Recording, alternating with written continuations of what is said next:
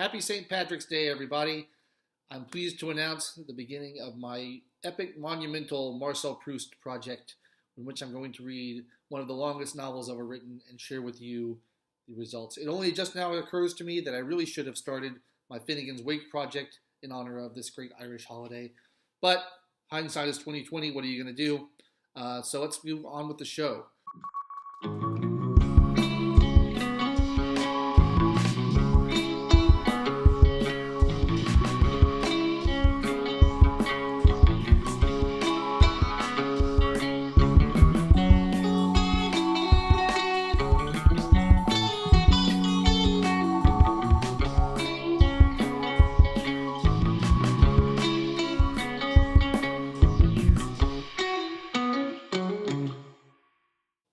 All right, Marcel Proust's great work is called À la recherche de temps perdu. In English, it's In Search of Lost Time, or the translation I have is called Remembrance of Things Past.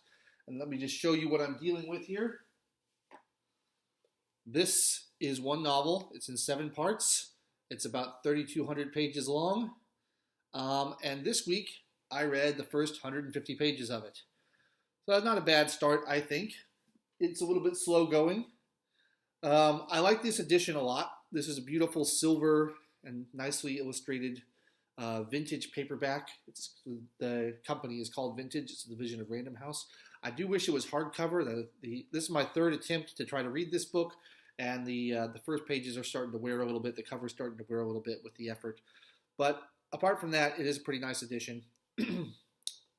And the last time I tried to read this, I got 200 pages in, and I gave up, and now I'm 150 pages in, so I'm almost to where I was before, and it's my hope that with your help, I will be able to get through the whole thing. So, what do I think of it so far? All right, what is the novel about? That's a hard question to answer because it's not really about anything. It's basically the remembrances of the narrator. The narrator wakes up in the middle of the night, he can't sleep, he thinks about how his childhood in this little village called Cambrai, he thinks about the details of his childhood, and it brings him back to all those years ago, and he's remembering details. He's remembering separation anxiety, where he used to try to get his mother to come and kiss him goodnight, and when she was busy with company, she didn't want to do it. And there's all that whole story there. And then later, he is reminded involuntarily by the smell of a cup of tea and a little biscuit he's dunking in the tea. It brings him back entirely to his past involuntarily, and the whole rest of the book is essentially his remembrances of his childhood at Cambrai, and I'm assuming it goes further than that, but I've only gotten through the first 150 pages, so we'll see. The first book of 7, it's in 7 parts in 3 volumes. It's called Swan's Way, and now Swan is a family friend. He was his father was friends with the narrator's grandfather, and he's sort of a well-to-do, sophisticated Parisian who hangs out with the family on occasion. I only just got to the part where they explained the title, Swan's Way. It was a path leading from the house that they grew up in across the edge of Swan's property. So they called it Swan's Way. It's one of 2 ways that they could go walking. The interesting thing about this book is nothing really happens. It's very slow. It's all detail. It's all description.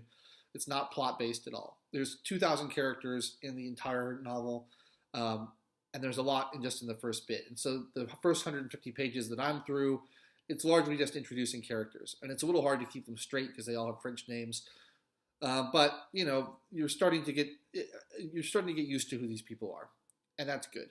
I found it very slow going at first. I found I had to read much more slowly than I usually do because to try to take in all the description, it's not plot heavy. It's not easy reading. But as I get into it, it's getting faster. It's getting easier because I'm getting more familiar with the style. I'm getting more familiar with the characters. I'm not getting lost as easily. I was surprised to find that there's a little bit of comedy in the book, which is very pleasant. There's this one aunt he talks about who's bedridden and invalid, and she's always going on about how she thinks she's going to die, but it's basically an act. She's quite funny because she's very severe with people who don't take her illness seriously enough or else who take it too seriously. She insists that she never goes to sleep, that she's only resting all the time, but of course she does sleep. And she's one of the best characters in the book so far. And then, of course, there's Swan, who we haven't seen that much of yet. The second half of the first book is called Swan in Love, so I assume we get more into him in that part of it. But It reminds me a little bit of Dylan Thomas's Child's Christmas in Wales because it's not plot focused, it's just on description. And at times, I think some of the prose is quite beautiful. There's one part early on where he describes the darkness of his bedroom as being kaleidoscopic. Now, I wouldn't have thought to use the word kaleidoscopic with the adjective kaleidoscopic with the noun darkness, but when you think about it, it goes perfectly together, and it's actually very evocative and beautiful. And there's a few instances like that in the first bit that I like a lot. He talks a lot about food. His food descriptions are really good. Makes you hungry when you read it. And it's just sort of painting a picture. It's like an impressionist picture so far, and I'm enjoying it. So that's my impression of the first 150 pages of Swan's Way. I've got, as I said, 3,200 pages to get through, so about 3,000 more. I'll be checking back with you every week to let you know about my progress and what's going on in the book. If you read it, if you want to read it, please leave me comments and let me know. I'm going to need all your encouragement to get through this huge work. I'm hoping I can do it in less than a year. We'll see.